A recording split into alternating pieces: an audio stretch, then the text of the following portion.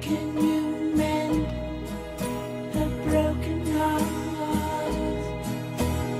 Steven here, and first and foremost I'd like to clarify that this video isn't about romance-related heartbreaks. You have to go elsewhere for that. What I'm talking about here is literal heartbreak.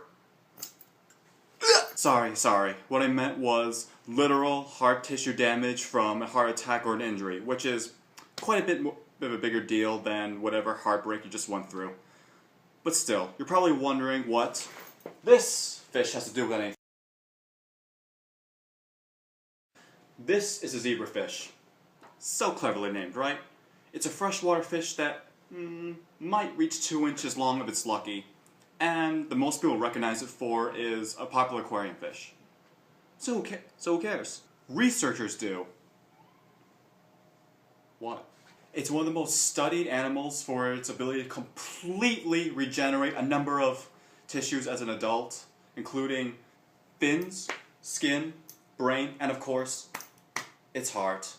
This is what distinguishes the zebrafish from most other species. Any animal that can lose 20% of its heart and walk it off, swim it off, should command some respect. Sure, you or me might survive that much damage, but that's just it. Survive. The tissue would still be dead. But what about regrowing and fixing the heart by itself? Can you do that? I certainly can't. But the zebrafish can. And it will keep de-differentiating its alive cells in order to keep making new ones until a fully functional heart results, and it keeps going on like nothing even happened. That's pretty damn amazing. But how does it do it? Well, let me show you and not tell you using one of my favorite things. An M&M. Circulatory system of a zebrafish is pretty humble, right down to its 2-chambered heart. Let's go ahead and chop off 20% of the atrium here. As extreme as that sounds, people have done this because you can't really get zebrafish heart attacks. Right from the start, the zebrafish proves itself to be more resilient than humans by clotting up a major injury within seconds. The brown M&Ms represent clotted tissue, but the rest of the heart beats even as a good portion of it remains dead. Real magic starts with the epic. Meanwhile, nearby heart muscle cells sense that something is wrong and start undifferentiating and multiplying. The red M&M cardiomyocytes turn into orange M&Ms and specialized cells here.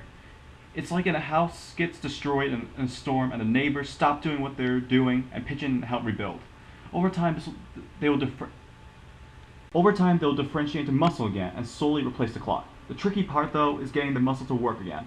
It's a complex process that we don't fully understand, but we do know that growth factors induce necessary changes like forming blood vessels. These growth factors and this process are what we want to know, the zebrafish secret to mending broken hearts. But after all that, one of the most important questions of anything still remains here. Why should we care? It should be pretty obvious.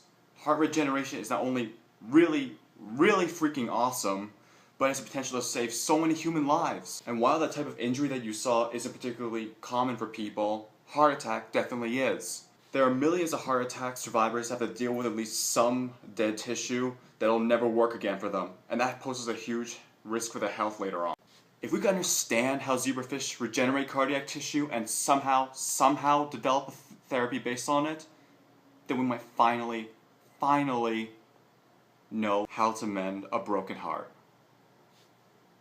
Thank you very much for watching my video.